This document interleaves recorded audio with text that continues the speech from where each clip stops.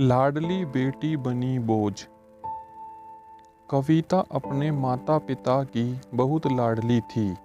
3 बड़े भाइयों की बहन थी। कोई भी चीज़ मांगने पर उसी वक्त सामने हाजिर हो जाती। पूरे घर में रौब था उसका। पूरे परिवार और नौकरों पर राजकुमारी की तरह हुक्म चलाती थी कविता। स्कूल में भी पूरा रौब था उसका। बड़े घर की लाडली जो थी वह। ऐसे ही उसने कॉलेज में दाखिला लिया। उसके ठाट बाट बड़ी गाड़ी में आना जाना, हर दिन नया फैशन देखकर हर कोई उससे दोस्ती करना चाहता था। थोड़े ही दिनों में उसके बहुत से दोस्त बन गए। पूरे कॉलेज में उसकी अपनी ही एक पहचान थी। इन दिनों उसके घर एक रिश्ता आया। खानदानी लोग थे और पापा की पुरानी जान पहचान थी उनके साथ। कविता के साथ कोई ज़बरदस्ती नहीं थी, पर कविता ने फिर भी हाँ कर दी, क्योंकि वह अपने परिवार से बहुत प्यार करती थी। वह जानती थी कि वह लोग उसका अच्छा ही सोचेंगे। लड़के का नाम राज था। राज काफ़ी पढ़ा लिखा और समझदार लड़का था। ससुराल वाले भी बहुत अच्छे थे। ससुराल में कविता की जगह वैसी ही थी जैसी कि मायके में। कोई भी कार्य कविता की सलाह के बिना नहीं होता था। सबकी लाडली बहू बन गई थी वह। फिर उसके घर एक बेटे का जन्म हुआ। उसका नाम राहुल रखा गया। राहुल कविता को जान से प्यारा था। पोता पाकर ससुराल वाले तो फूले नहीं समाते थे। कविता कभी कभी सोचती कि उसकी किस्मत कितनी अच्छी है। उसका हर अपना उसे कितना प्यार करता है। चाहे जीवन में कैसा भी समय आए, मेरे अपने हमेशा मेरे साथ हैं। मैं कभी अकेली नहीं हो सकती। इतनी खुशकिस्मत हूँ मैं। पर शायद कविता की खुशियों को उसकी अपनी ही नज़र लग गई थी। एक दिन वह मायके जाने की जिद कर बैठी। राज को बहुत काम था, लेकिन फिर भी वह उसे ले गया।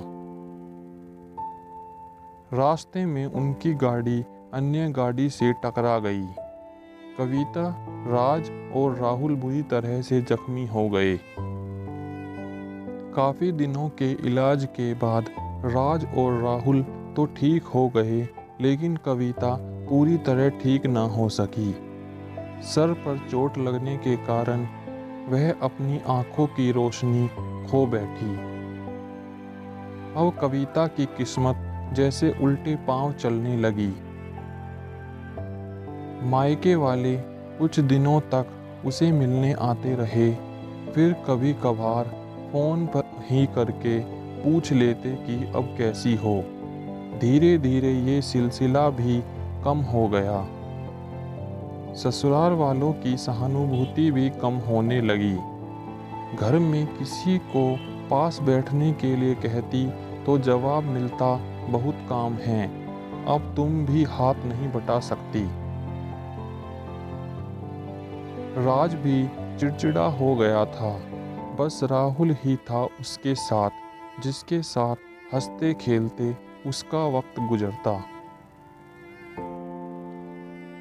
एक दिन कविता के हाथ से कुछ सामान गिर गया, जिसकी वजह से राहुल को हल्की सी चोट लग गई। कविता के सास ससुर ने राहुल को उससे अलग कर दिया कि कहीं उसके ना देखने की वजह से बच्चे का कोई नुकसान ना हो जाए। कविता अंदर से टूट चुकी थी। एक दिन उसने सबके सामने मायके जाने की इच्छा रखी, तो राज उसे तुरंत मायके छोड़ आया, जैसे कि वह भी यही चाहता था। लेकिन राहुल को उसके साथ नहीं भेजा गया। कविता कभी राहुल से दूर नहीं रही थी, पर अपनी कमी के कारण उसने ज़्यादा बहस नहीं की। कविता को लगा कि वह 3-4 दिन वहाँ रहेगी तो थोड़ा हवा पानी बदल जाएगा, क्योंकि वह कितने दिनों से कहीं भी बाहर नहीं गई थी। घर वाले भी इतने दिनों बाद उसे देखकर कितने खुश होंगे। कविता के घर पहुंचने पर सब लोग बहुत खुश हुए। खाने में सब कुछ कविता की ही पसंद का बना था।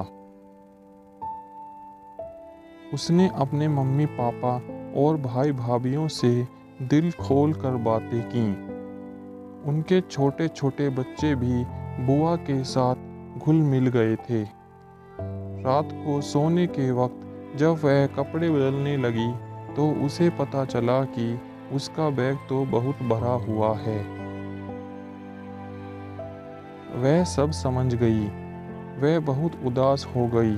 कुछ दिनों तक तो सब ठीक रहा, फिर जैसे सब बदलने लगा।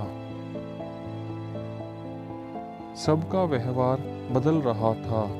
वह लोग जैसे थक चुके थे उससे। सब लोग घुमा फिरा कर पूछने लगे कि राज कब आ रहा है उसे ले जाने।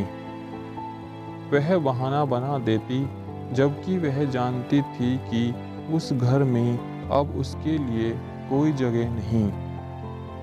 कविता से चलते वक्त कुछ न कुछ नुकसान हो जाता। थोड़ी बहुत टोका टाकी उसे सुनाई देती, वह टाल देती। एक दिन उसके हाथ से लगकर एक कीमती फूलदान टूट गया। छोटी भाभी ने बहुत हंगामा मचाया। कविता के माता पिता रोज रोज के झमेलों से तंग आ गए थे। उन्होंने राज को खुद से फ़ोन कर दिया। राज कविता को अपने घर ले गया। कविता को अपने परिवार वालों से यह उम्मीद ना थी। जिस कविता के कहे बिना घर में एक पत्ता भी नहीं हिलता था, उस घर के लिए वह अब बोझ बन चुकी थी। राज के साथ ससुराल आते वक्त वह बहुत खुश हुई, क्योंकि वह अपने घर जा रही थी, अपने जिगर के टुकड़े राहुल के पास।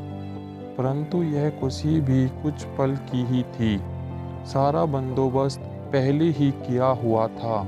कविता को सीधे ऊपर वाले कमरे में पहुंचा दिया गया। राहुल से दूर रहने की सख्त चेतावनी दी गई। एक कामवाली लता को उसकी जिम्मेदारी सौंपी गई, जो उसके खाने पहनने जैसी ज़रूरतों का ध्यान रखती। कविता ज़्यादातर चुप ही रहती। कभी कभी कामवाली लता से थोड़ा बतिया लेती। उसके जरिए राहुल का पता चल जाता। सबकी लाडली बेटी और बहू सबके लिए लाडली से बोझ बन चुकी थी।